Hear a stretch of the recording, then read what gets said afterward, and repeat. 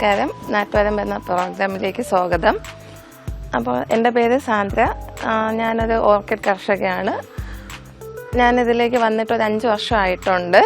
അപ്പോൾ 5 വർഷമായിട്ട് ചെറിയ രീതിയിൽ ഞാൻ സ്റ്റാർട്ട് ചെയ്തതാണ്. ഇപ്പോൾ ഒരു 1 year ആയിട്ട് അത് ചെറിയൊരു ഫാമാക്കി മാറ്റിയിട്ടുണ്ട്.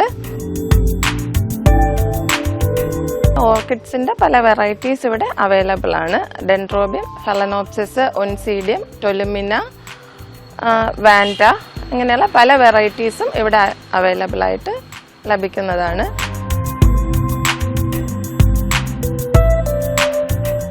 പുള്ളിക്കാരി PSC ആയിട്ട് കുറച്ച് കാലം കൊണ്ട് പഠിക്കുമായിരുന്നു. അപ്പം ഒന്നും ലിസ്റ്റുകളിലുണ്ട്, ഒന്നും ആവുന്നില്ല. അങ്ങനെയുള്ള ഒരു സാഹചര്യത്തിൽ നിൽക്കുമ്പം പുള്ളിയെ സംബന്ധിച്ച് ഇച്ചിരി പൂവിനോടൊക്കെ ഒരു താല്പര്യമുണ്ട്. അപ്പം നമ്മുടെ വീട്ടിൽ ഇച്ചിരി ചെറിയ രീതിയിലൊക്കെ നട്ടിട്ടുണ്ടായിരുന്നു. അപ്പം അത് മൾട്ടിപ്ലൈ ചെയ്യുന്ന സമയത്തിന് പലരുമൊക്കെ ചോദിക്കുന്നുണ്ട്. ആ ഒരു രീതിക്ക് ചെയ്തു. അപ്പം തുടങ്ങി. അപ്പം പലരും ചോദിക്കുന്നുണ്ട്, നിങ്ങളൊരു കൂടുതലുണ്ടോ കൊടുക്കാനായിട്ട്. ഞാൻ പറഞ്ഞു, നിന്റെ പോക്കറ്റ് മണിക്ക് എന്നുള്ള ഒരു നിലയിലല്ലേ, നീ ചെയ്യുന്നൊരു ജോലിയുടെ ഭാഗമാണ്, നീ ധൈര്യമായിട്ട് ചെയ്തോ. നല്ല സപ്പോർട്ടായിരുന്നു കൊടുത്തിരുന്നത് ആദ്യം. പിന്നെ പലരും പറഞ്ഞു. അത് കഴിഞ്ഞപ്പം കുറച്ച് കസ്റ്റമേഴ്സൊക്കെ വന്നു തുടങ്ങി.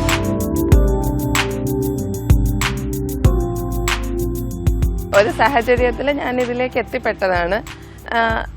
ആക്ച്വലി ഞാനൊരു ഡിഗ്രി BTech ഗ്രാജുവേറ്റ് ആണ്. ആ ഒരു ഫീൽഡിലേക്ക് ഒന്ന് എൻ്ററായി. പക്ഷെ അത് പിടിച്ചു നിന്നില്ല. പിന്നെ അതിനേക്കാൾ ബെറ്റർ എനിക്ക് ഇത് തന്നെയാണെന്ന് തോന്നി. അതുകൊണ്ടാണ് ഞാൻ ഇതിലേക്ക് വന്നിട്ടുള്ളത്.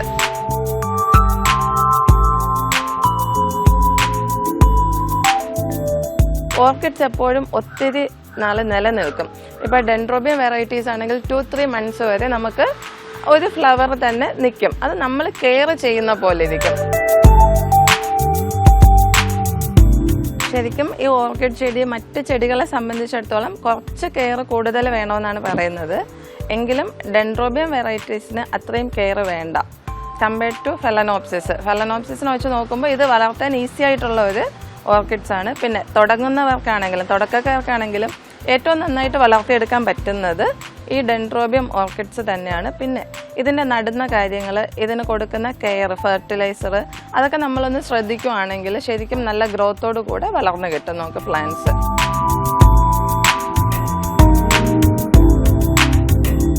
ഇത് വന്നിട്ട് അനുജ ഫ്ലേവർ ബുരാന ഗ്രീൻ എന്ന് പറയുന്ന വെറൈറ്റിയാണ്. ഇത് ഡെൻഡ്രോബിയം ഓർക്കിഡ്സിൻ്റെ തന്നെ നിറയെ ഫ്ലവേഴ്സ് വരുന്ന ടൈപ്പാണ്.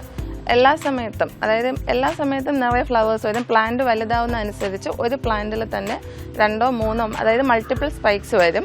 പിന്നെ ഇതിൻ്റെ പ്രത്യേകത എന്ന് പറയുമ്പോൾ ഇതിൻ്റെ ഒരു ലിപ്പിൽ മാത്രമല്ല, എല്ലാ പെറ്റൽസിലോട്ടും ഇന്നർലി ഒരു കളർ ചേഞ്ച് വരുന്നുണ്ട്. ഇത് ആക്ച്വലി മാർക്കറ്റിൽ അത്യാവശ്യം നമുക്ക് വില കിട്ടുന്ന ഒരു വെറൈറ്റിയാണ് ഈ അനുജ ഫ്ലേവർ ബുരാന ഗ്രീൻ എന്ന് പറയുന്നത്. ഇത് നമ്മൾ ശരിക്കും സീഡ്ലിങ്സ് ആണ് പ്ലാന്റ് ചെയ്യുന്നത്. സീഡ്ലിങ്സ് പ്ലാന്റ് ചെയ്യുന്ന സമയത്ത് ചില വെറൈറ്റികൾ അത്യാവശ്യം വലിപ്പമുള്ള സീഡ്ലിങ്സ് നമുക്ക് കിട്ടും. ആ സീഡ്ലിങ്സ് ആണ് നമ്മൾ പ്ലാന്റ് ചെയ്യുന്നതെങ്കിൽ 5 to 6 months ഫസ്റ്റ് ബ്ലൂം വരും. അതേസമയം ചില വെറൈറ്റികൾ വളരെ ചെറിയ സീഡ്ലിങ്സേ നമുക്ക് മാർക്കറ്റിൽ അവൈലബിൾ ആയിട്ട് കിട്ടും. അത് 1.5 years വരെ എടുക്കും ഫസ്റ്റ് ബ്ലൂം ചെയ്യാനായിട്ട്. ഈ ഒരു പ്ലാന്റിന് മാർക്കറ്റിൽ ആക്ച്വലി 500 rupees അതിന് മേലോട്ട് വരെ വരുന്നുണ്ട്. കാരണം ഇത്രയും ബുഷിയായിട്ടുള്ള പ്ലാന്റ് ആയത് കാരണം. പിന്നെ ഇതെന്ന് പറഞ്ഞാൽ നമുക്ക് കട്ട് ഫ്ലവേഴ്സിന് യൂസ് ചെയ്യാൻ പറ്റും. നിറയെ സ്പൈക്സ് എപ്പോഴും തരും.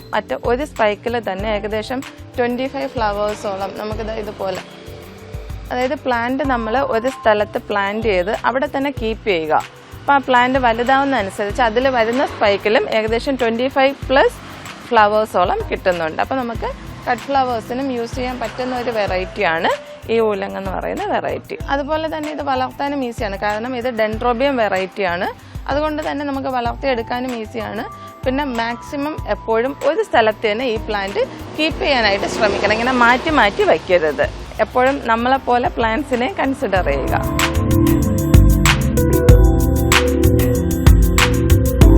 പല കസ്റ്റമേഴ്സും പറയും, അയ്യോ എൻ്റെ കയ്യിൽ 2 weeks നിൽക്കുന്നുള്ളൂ ഫ്ലവർ. അത് നമുക്ക് നോക്കാൻ അറിയാത്തത് കൊണ്ടാണ്. ശരിക്കും നമ്മൾ നോക്കിക്കഴിഞ്ഞാൽ 3 months നമുക്ക് ഒരു ഡാമേജും ഇല്ലാതെ ഫ്ലവർ നിർത്താൻ പറ്റും. അത് ഡെൻഡ്രോബിയം. പക്ഷെ ഫലനോപ്സിസ് വെറൈറ്റി ആണെങ്കിൽ ആക്ച്വലി 6 months നമുക്കൊരു ഫ്ലവർ നിൽക്കും.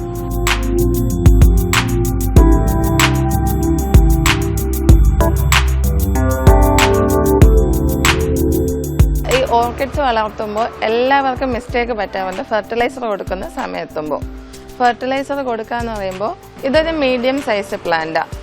ഈ ഒരു പ്ലാന്റിന് എപ്പോഴും എല്ലാവരും നേരെ പോയിട്ട് ഫ്ലവറിൻ്റെ ഫെർട്ടിലൈസർ കൊടുക്കും. പക്ഷെ ഒരിക്കലും ഈ പ്ലാന്റ് പെട്ടെന്ന് ഫ്ലവർ ആകത്തില്ല.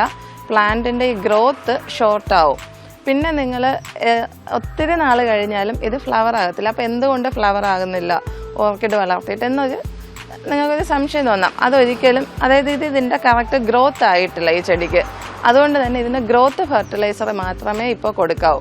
ഗ്രോത്ത് ഫെർട്ടിലൈസർ കൊടുത്ത് പ്ലാന്റ് കറക്റ്റ് മെച്ചുവർ ആയതിനു ശേഷം മാത്രം ഫ്ലവറിൻ്റെ ഫെർട്ടിലൈസർ അപ്ലൈ ചെയ്യുക. ഓൾട്ടർനേറ്റ് വീക്സിലായിട്ട് കൊടുക്കുക. അതായത് ഫസ്റ്റ് വീക്ക് ഗ്രോത്തിൻ്റെ ഫെർട്ടിലൈസർ കൊടുക്കുമെങ്കിൽ സെക്കൻഡ് വീക്ക് ഫ്ലവറിൻ്റെ ഫെർട്ടിലൈസർ കൊടുക്കുക. Again first week growth fertiliser, then flower fertiliser. അങ്ങനെ ഓൾട്ടർനേറ്റ് വീക്സ് ആയിട്ട് കൊടുക്കുക. പ്ലാന്റ് നല്ല അത്യാവശ്യം മെച്ചുവറായി വലിപ്പമൊക്കെ ആയി കഴിഞ്ഞു, ഫ്ലവർ 1-2 തവണ നമുക്ക് ഫ്ലവർ തന്നു, അങ്ങനെയാണെങ്കിൽ പിന്നെ പ്രശ്നമില്ല. ഒരു 2 വീക്സ് ഫ്ലവർ ഫെർട്ടിലൈസർ കൊടുക്കുക. ദെൻ 3rd വീക്ക് വരുമ്പോൾ ഗ്രോത്തിൻ്റെ ഫെർട്ടിലൈസർ കൊടുക്കുക. ആ ഒരു രീതിയിൽ നമ്മൾ കണ്ടിന്യൂ ചെയ്തു പോകാം. അങ്ങനെ ചെയ്യുവാണെങ്കിൽ നമുക്ക് എപ്പോഴും ഫ്ലവറും കിട്ടും, ചെടിക്ക് അതിൻ്റെതായ ഗ്രോത്തും ഉണ്ടായിരിക്കും.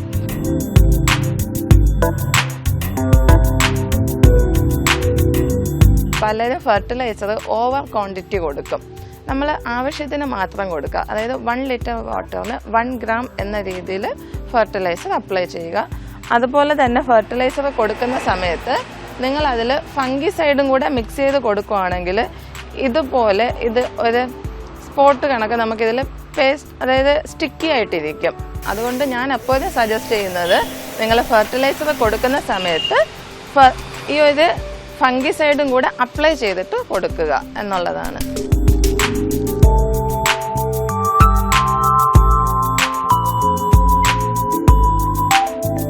ഇത് വന്നിട്ട് യായ കോമ്പാക്റ്റോ എന്ന് പറയുന്ന ഒരു വെറൈറ്റിയാണ്. ഇത് നമുക്ക് കട്ട് ഫ്ലവേഴ്സിന് അങ്ങനെ യൂസ് ചെയ്യുന്ന ഒരു വെറൈറ്റി അല്ല. പക്ഷേ ഇതിൽ നിറയെ ഫ്ലവേഴ്സ് എപ്പോഴും കിട്ടിക്കൊണ്ടിരിക്കുന്ന വെറൈറ്റിയാണ്. അറ്റ് എ ടൈം തന്നെ ഒരു 8 അല്ലെങ്കിൽ 9 സ്പൈക്കോളം നമുക്ക് ഇതിൽ നിന്ന് ഫ്ലവറായിട്ട് കിട്ടും. അങ്ങനെ കോമ്പാക്റ്റോ ആയതുകൊണ്ട് തന്നെ ഇതിൻ്റെ വരുന്ന ഇങ്ങനെ എല്ലാ ഷൂട്ട്സിലൊന്നും സ്പൈക്സ് വന്നുകൊണ്ടേയിരിക്കും പെട്ടെന്ന് തന്നെ. ഇതിന് മാർക്കറ്റിൽ അത്യാവശ്യം നല്ല റേറ്റോളം വരുന്നുണ്ട്. യായ കോമ്പാക്റ്റും എബവ് 500 വരെ വില വരുന്നുണ്ട്.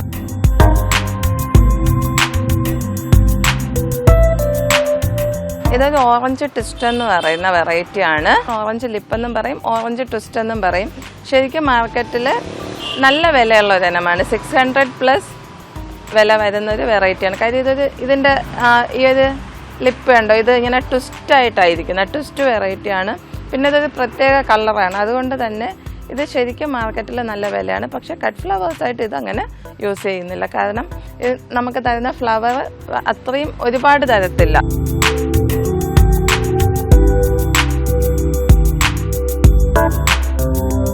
അതുപോലെ തന്നെ ഞാൻ ഈ ഒരു സംരംഭം തുടങ്ങിയിട്ട് 5 വർഷമായിട്ടുണ്ട്. ഈ 5 വർഷത്തെ എക്സ്പീരിയൻസിലൂടെ മാത്രമാണ് ഈ ഒരു വിജയത്തിലേക്ക് എത്താൻ പറ്റുന്നത് നമുക്ക്. അതുപോലെ തന്നെ നമ്മളിത് പഠിച്ചിട്ട് വരുന്നതല്ല.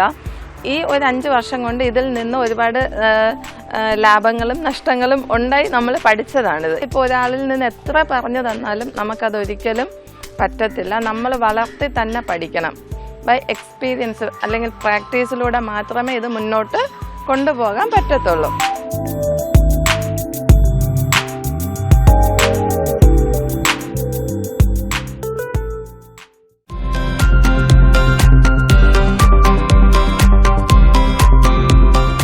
ഡെൻഡ്രോബിയം എന്ന് പറയുന്നത് ശരിക്കും ഒരു വർഷത്തിൽ 4 തവണ ഫ്ലവർ ചെയ്യുമെന്നാണ് പറയുന്നത്. അതായത് ഒരു ഫ്ലവർ പീരീഡ് ഏകദേശം 3 മാസമാണ്. അപ്പം അത് പൊഴിയുന്നതിനോടനുബന്ധിച്ച് തന്നെ അടുത്ത സ്പൈക്ക് സ്റ്റാർട്ട് ചെയ്യും. അതുകൊണ്ട് 4 തവണ ഫ്ലവർ ചെയ്യും. അപ്പോൾ വർഷം മുഴുവനും നമുക്ക് ഫ്ലവർ കിട്ടും ഇതിൽ നിന്ന്.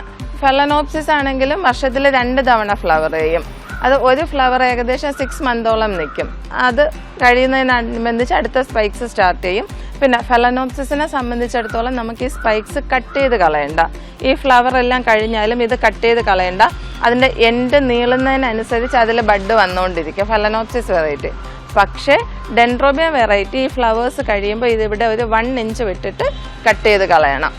എങ്കിലാണ് അടുത്ത സ്പൈക്സ് പെട്ടെന്ന് വരുന്നത്.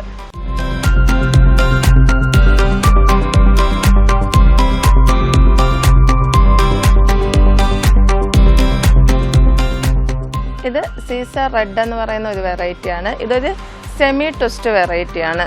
കംപ്ലീറ്റ്ലി ആൻറ്റിലോബ് വെറൈറ്റി അല്ല, ഒരു സെമി ട്വിസ്റ്റ് വെറൈറ്റിയാണ്. അതുപോലെ തന്നെ മോർണിംഗ് ടൈമിൽ ചെറിയൊരു ഫ്രാഗ്രൻസ് ഉണ്ടായിരിക്കും ഇതിന്, മോർണിംഗ് ടൈമിൽ മാത്രം. പക്ഷേ സൺലൈറ്റ് വന്നു കഴിഞ്ഞാൽ ഇതിൻ്റെ ഫ്രാഗ്രൻസ് നഷ്ടപ്പെടും. കാരണം ഓർക്കിഡ്സിന് എപ്പോഴും രാത്രിയാണ് പരാഗണം നടക്കുന്നത്. അതുകൊണ്ടാണ് ഈ മോർണിംഗ് ടൈമിൽ ഇതിന് ചെറിയൊരു ഫ്രാഗ്രൻസ് കിട്ടുന്നത്. ഇത് നല്ലൊരു ഷെയ്ഡാണ് ആക്ച്വലി. ഇത് പക്ഷേ കട്ട് ഫ്ലവേഴ്സിന് അങ്ങനെ യൂസ് ചെയ്യുന്നതല്ല. പക്ഷേ ഈ ഫ്രാഗ്രൻസ് ഉള്ളത് കൊണ്ടും ഇതൊരു semi twist variety, dark shade ആയതുകൊണ്ട് നല്ല അത്യാവശ്യം വിലയുള്ളതാണ് മാർക്കറ്റിൽ. 400 ഒക്കെ വരുന്നുള്ളൂ. പിന്നെ ചില സ്ഥലങ്ങളിൽ ഇതിനേക്കാളും കൂടുതൽ വരുന്നുണ്ട്. നോർമലി 400 ഒക്കെയാണ്.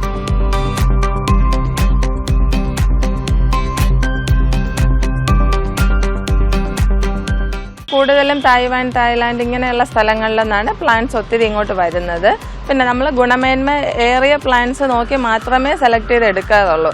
കാരണം നമ്മളൊരു കസ്റ്റമറിന് കൊടുക്കുമ്പോൾ അവർക്കും ഇതേ ഗുണമേന്മ ഉണ്ടെങ്കിൽ മാത്രമേ നമുക്ക് പിന്നെയും സെയിൽ നടക്കത്തുള്ളൂ. അപ്പോൾ ഗുണമേന്മയേറിയ പ്ലാന്റ്സ് മാത്രമേ എടുക്കത്തുള്ളൂ. അതുപോലെ തന്നെ ടിഷ്യൂ കൾച്ചർ പ്ലാന്റ്സ് ആണ് ഏറ്റവും കൂടുതൽ നമുക്ക് വരുന്നത്. ആ ടിഷ്യൂ കൾച്ചർ പ്ലാന്റ്സ് ആകുമ്പോഴത്തേക്കും ഇതിൽ വരുന്ന ഒരു ഡ്രോബാക്ക് വരുന്നുണ്ടില്ല എന്ന് പറയുന്നില്ല. കാരണം നമ്മൾ സീഡ്ലിങ്സ് ആണ് എടുത്ത് പ്ലാന്റ് ചെയ്യുന്നത് എപ്പോഴും. ഈ സീഡ്ലിങ്സ് നമുക്കൊരു ഐഡിയ ഉണ്ടായിരിക്കും, അതിൻ്റെ ഫ്ലവർ പിക്ക് നമ്മുടെ കയ്യിലുണ്ടായിരിക്കും. അത് പ്ലാന്റ് ചെയ്ത് ഫ്ലവർ ആകുന്ന സമയത്ത് ഒരു 100+ വെറൈറ്റി വരുമ്പോൾ 1-2 വെറൈറ്റി ചിലപ്പോൾ ആ പറയുന്നതായിരിക്കത്തില്ല വരുന്നത്, വ്യത്യാസം വരും. അത് ടിഷ്യൂ കൾച്ചർ പ്ലാന്റ്സിൻ്റെ ഒരു പ്രത്യേകതയാണ്. അതിൽ സൺലൈറ്റിൻ്റെ എന്തെങ്കിലും കാരണം കൊണ്ട് മ്യൂട്ടേഷനൊക്കെ സംഭവിച്ചു പോകുന്നതാണ്.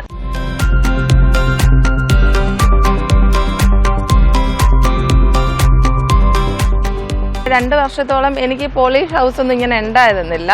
ചെറിയ രീതിയിൽ, വളരെ ചെറിയ രീതിയിൽ ഞാൻ എൻ്റെ വീട്ടിൽ വെച്ച് ചെയ്ത് മാക്സിമം പഠിക്കുമായിരുന്നു ആ 2 വർഷത്തോളം. ശരിക്കും സെയിലൊന്നും അങ്ങനെ വലിയ രീതിയിൽ ഉണ്ടായിരുന്നില്ല, വളരെ ചെറിയ രീതിയിൽ ഉണ്ടായിട്ടുള്ളൂ. അതിനുശേഷം ഞാൻ അവിടെ തന്നെ ചെറിയൊരു പോളി ഹൗസ് തുടങ്ങി ചെയ്ത് അതിനകത്ത് വെച്ച് പിന്നെയും പഠിക്കുകയും വിൽക്കുകയും എന്ന് വേണമെങ്കിൽ പറയാം. പിന്നെ 2 വർഷം മുമ്പോട്ട് പോയി.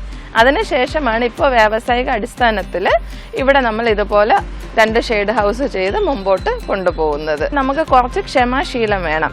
ക്ഷമയുണ്ടെങ്കിൽ മാത്രമേ നമുക്കിതിനെക്കുറിച്ച് പഠിക്കാനും അതിനെ മുന്നോട്ട് കൊണ്ടുപോകാനും പറ്റുകയുള്ളൂ.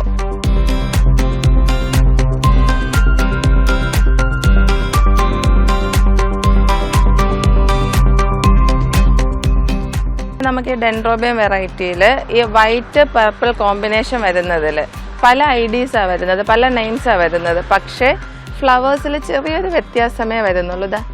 ഇതിപ്പോൾ നിങ്ങൾക്ക് തന്നെ മനസ്സിലാക്കാൻ പറ്റും. ഇത് 3 കണ്ടു കഴിഞ്ഞാൽ ഒരുപോലെ ആയിരിക്കുന്നത്, പക്ഷേ 3 ഡിഫറൻറ്റ് നെയിംസാണ്. ഐഡിയാണ്. ഇത് പോപ്സൈ എന്ന് പറയുന്ന വെറൈറ്റിയാണ്. ഇത് സെനാഗ് എന്ന് പറയുന്ന ഒരു വെറൈറ്റിയാണ്. ഇത് എപ്പിചാർട്ട് റെയിൻബോ കോമ്പാക്റ്റോ എന്ന് പറയുന്ന വെറൈറ്റിയാണ്. പക്ഷേ 3 കണ്ടു കഴിഞ്ഞാൽ ഏകദേശം ഒരുപോലെയാണ് തോന്നുന്നത്. പക്ഷെ 3 നെയിമാണ്. അങ്ങനെയാണ് 100+ വെറൈറ്റീസ് നമുക്ക് വരുന്നുവെന്ന് പറയുന്നത്.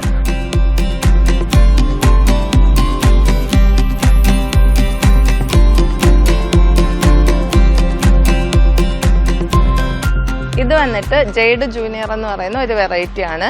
ഇതിൻ്റെ ഈ ഒരു ലിപ്പിൽ മാത്രം പർപ്പിൾ കളറ്, ബാക്കി 5 പെറ്റൽസും ഒരു ലൈറ്റ് ഗ്രീൻ ഷെയ്ഡും ആയിരിക്കും. യെല്ലോ ഗ്രീൻ എന്ന് പറയുന്ന ഒരു ഷെയ്ഡായിരിക്കും. പിന്നെ ഇതിൽ ഒത്തിരി മൾട്ടിപ്പിൾ സ്പൈക്സ് എപ്പോഴും വരുന്നതാണ്. ജെയ്ഡ് ജൂനിയർ എന്ന് പറയുന്ന വെറൈറ്റിക്ക് അത്യാവശ്യം മാർക്കറ്റ് റേറ്റ് ഉണ്ടെങ്കിലും മറ്റ് വെറൈറ്റീസിനുള്ളതുപോലെ വരുന്നില്ല. പിന്നെ ഇതിൽ നിറയെ ഫ്ലവേഴ്സ് എപ്പോഴും കിട്ടിക്കൊണ്ടിരിക്കും.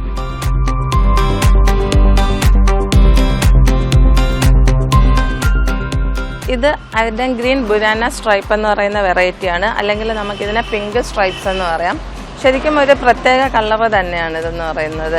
അതുപോലെ തന്നെ നമുക്ക് ഈ പ്ലാന്റിൻ്റെ ഗ്രോത്ത് കൂടുന്ന അനുസരിച്ച് ഫ്ലവേഴ്സിൻ്റെ എണ്ണവും കൂടിക്കൊണ്ടിരിക്കും ഇതുപോലെ.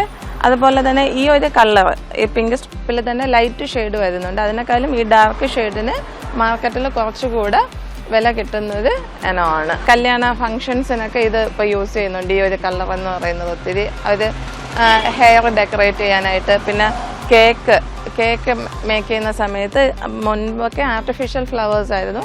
ഇപ്പോൾ ഈ ഡെൻഡ്രോബിയത്തിങ്ങനെ ഡാർക്ക് കളേഴ്സ് ഇതൊക്കെ യൂസ് ചെയ്യുന്നുണ്ട് ഒത്തിരി.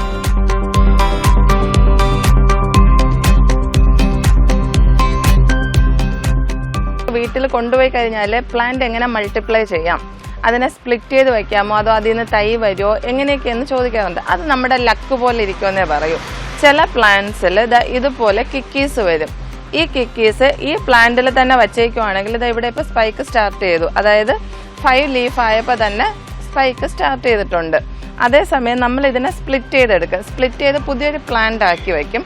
ഓൾമോസ്റ്റ് 8 മന്ത്സ് അല്ലെങ്കിൽ 1 ഇയർ വരെ എടുക്കും അത് പിന്നെ ഫ്ലവർ ആയിട്ട് വരാൻ. കാരണം ഇത് സ്പ്ലിറ്റ് ചെയ്ത് വയ്ക്കുമ്പോൾ അതൊരു പുതിയ പ്ലാന്റായി മാറുവാണ്. ആ പുതിയ പ്ലാന്റ് പിന്നെ നമ്മൾ വയ്ക്കുന്ന പോട്ടിംഗ് മീഡിയം ആയിട്ട് ആദ്യം അഡ്ജസ്റ്റ് ആവണം.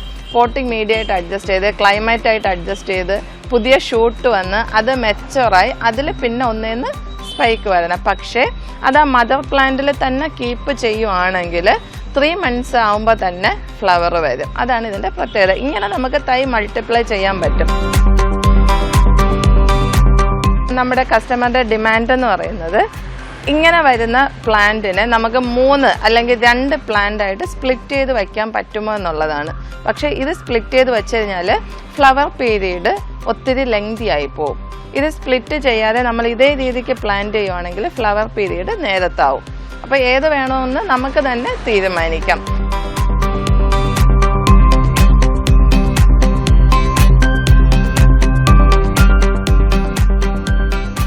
കുറച്ച് വനിതകൾക്ക് ഒരുമിച്ച് ചേർന്ന് ഇതൊരു പ്രോജക്റ്റാക്കി മാറ്റി മുന്നോട്ട് കൊണ്ടുപോകാൻ പറ്റും. ഗവൺമെൻറ് തലത്തിൽ നമുക്കിതിന് ഒത്തിരി സബ്സിഡീസൊക്കെ കിട്ടാറുണ്ട്. പിന്നെ സബ്സിഡി കിട്ടുന്നു എന്ന് പറയുമ്പോൾ അതിലൊരു കാര്യം എപ്പോഴും ശ്രദ്ധിക്കുക, എനിക്കും സബ്സിഡി കിട്ടിയിട്ടുള്ള ആളാണ്. ഇപ്പോൾ എന്നെ അടുത്ത് ഒത്തിരി ആൾക്കാർ ഈ സബ്സിഡി കിട്ടും അതുകൊണ്ട് എങ്ങനെ വളർത്താം എന്ന് വിളിച്ച് ചോദിക്കുന്നവരുണ്ട്. അപ്പോൾ എനിക്ക് അവരോട് പറയാനുള്ളത്, നമ്മളിപ്പോൾ 1 യൂണിറ്റ് എന്ന് പറയുമ്പോൾ 1000 പ്ലാന്റ്സ് നമ്മുടെ കയ്യിൽ വേണം. 1/2 യൂണിറ്റ് എന്ന് പറയുമ്പോൾ 500 പ്ലാന്റ്സ് നമ്മുടെ കയ്യിൽ വേണം.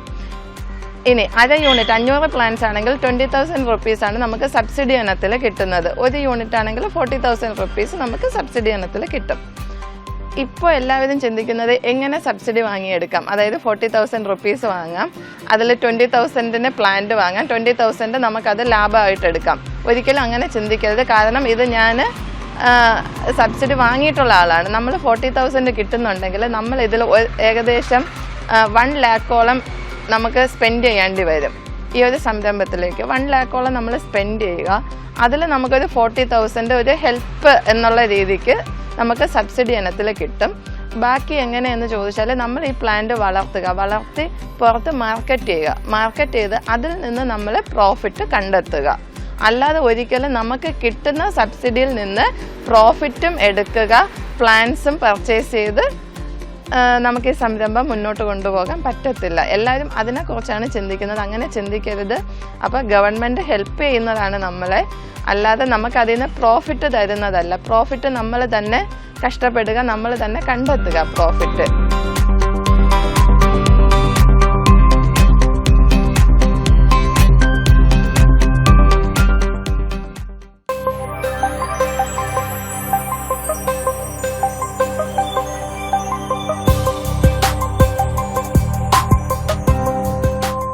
ഫലനോപ്സിസ് ഓർക്കിഡിൻ്റെയും ഒരു റീപ്ലാന്റിംഗ് വീഡിയോ ആണ് ചെയ്യാനായിട്ട് ഉദ്ദേശിക്കുന്നത്. അപ്പോൾ അതിന് വേണ്ടിയിട്ട് നമുക്ക് പോട്ട് സെലക്ട് ചെയ്യാം. പോട്ട് മഡ് പോട്ടോ പ്ലാസ്റ്റിക് പോട്ടോ ഏത് വേണമെങ്കിലും സെലക്ട് ചെയ്യാം. മാക്സിമം നമ്പർ ഓഫ് ഹോൾസ് ഉള്ള പോട്ട് സെലക്ട് ചെയ്യുന്നത് മാത്രമാണ് ബെറ്റർ ചോയ്സ്. പിന്നെ വരുന്നത് ക്ലേ ബോൾസ്, കോക്കനട്ട് ചിപ്സ് ഉണ്ട്, ചാർക്കോൾ ഇരിപ്പുണ്ട്, അതുപോലെ തന്നെ ഓട് പീസ് ഇരിപ്പുണ്ട്. പിന്നെ നമ്മളിവിടെ ഫംഗിസൈഡ് മിക്സ് ചെയ്ത് വെച്ചിട്ടുണ്ട്, സാഫ്. അപ്പോൾ ഇത്രയും. ഇതിൽ നമ്മൾ ഡെൻഡ്രോബിയത്തിന് യൂസ് ചെയ്യുന്നത് ഈ കോക്കോ ചിപ്സും ചാർക്കോളും ഓട് പീസും മാത്രമാണ്. അതുപോലെ തന്നെ ഫെലനോപ്സിസിന് നമ്മൾ ക്ലേ ബോൾസും ചാർക്കോളും ഓട് പീസും മാത്രം, കോക്കനട്ട് ചിപ്സ് യൂസ് ചെയ്യുന്നില്ല.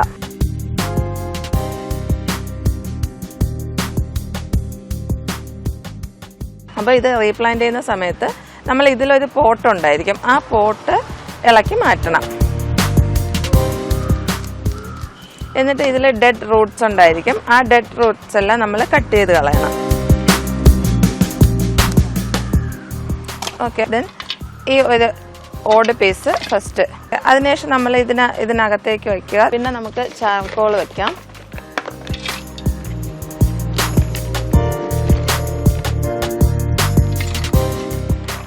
മിക്സ് ചെയ്ത് കൊടുക്കുക. ചാർക്കോള്, ഓട് പീസ്, കോക്കോ ചിപ്സ് എല്ലാം മിക്സ് ചെയ്ത് കൊടുക്കുക.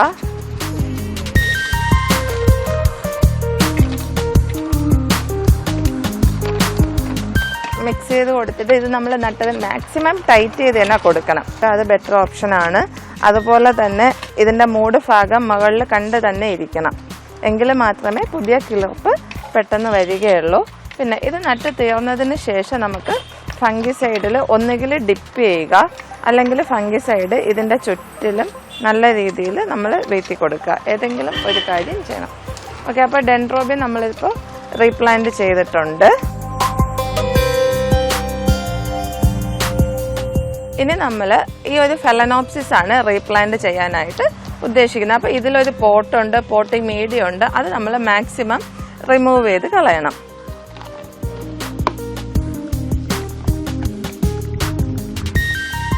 അതിനുശേഷം നമ്മൾ ഇതിനൊന്ന് ഫംഗിസൈഡിൽ ഡിപ്പ് ചെയ്തെടുക്കണം. ഫംഗിസൈഡിൽ ഡിപ്പ് ചെയ്തിട്ടുണ്ട്. അതിനുശേഷം നമ്മൾ ഈ ഒരു പോട്ടിലോട്ട് വയ്ക്കുന്ന സമയത്ത് ഇതൊന്ന് ചരിച്ച് പ്ലേസ് ചെയ്യുക. അതുകൊണ്ട് തന്നെ അതിൻ്റെ ബേസ് പോർഷനിൽ കുറച്ച് ഓട് പീസ് കൊടുക്കുക. അതുപോലെ തന്നെ ചാർക്കോള്. എന്നിട്ട് നമ്മൾ പ്ലാന്റ് ഇതുപോലെ ഒന്ന് ചരിച്ച് പ്ലേസ് ചെയ്യുക. അതോടൊപ്പം നമുക്ക് ഈ ക്ലേ ബോൾസ് കൊടുക്കാം.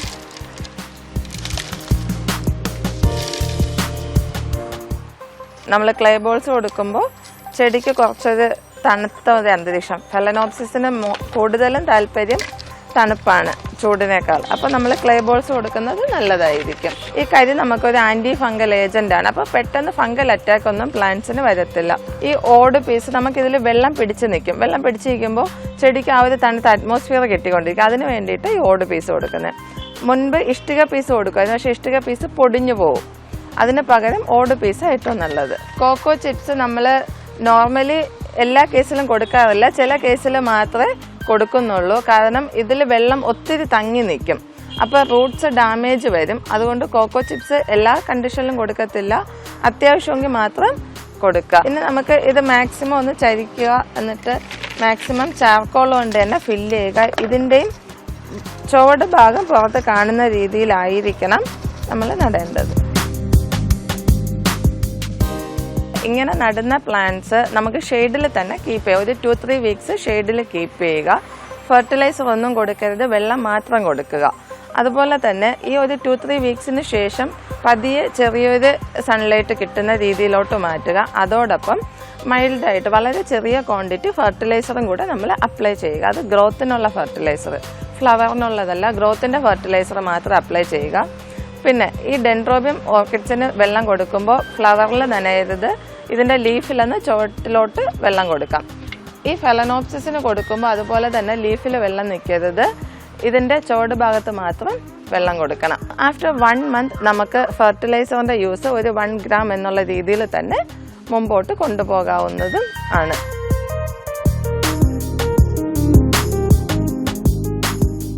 ഇത്തരത്തിൽ വളരെ ശ്രദ്ധയോടെ നമ്മൾ ഈ ചെടികൾ പരിപാലിക്കുകയാണെങ്കിൽ നമുക്കിത് നല്ല ഗ്രോത്ത് ഉണ്ടാവുകയും ആ ഗ്രോത്ത് ഉണ്ടാവുന്ന പ്ലാന്റ്സിന് നിറയെ ഫ്ലവേഴ്സ് കിട്ടുകയും നമുക്ക് ഒത്തിരി ഈൽഡ് കിട്ടും.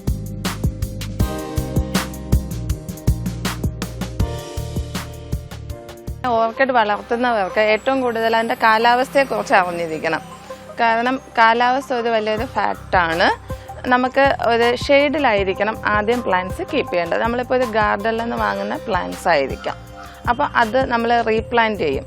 റീപ്ലാന്റ് ചെയ്തതിന് ശേഷം ഒരു 2-3 വീക്സ് നമ്മളിതൊരു ഷെയ്ഡിലായിരിക്കണം കീപ്പ് ചെയ്യേണ്ടത്, ഡയറക്റ്റ് സൺലൈറ്റ് കിട്ടാത്ത രീതിയിൽ.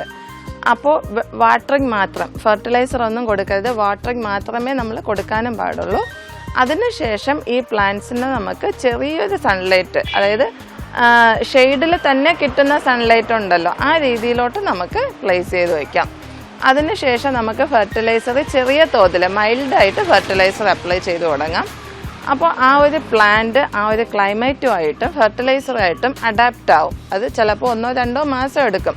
അതിനുശേഷം മാത്രം വേണമെങ്കിൽ നമുക്ക് പതിയെ കുറച്ചുകൂടെ ഒരു വെയിൽ കിട്ടുന്ന രീതിയിലോട്ട് മാറ്റാം.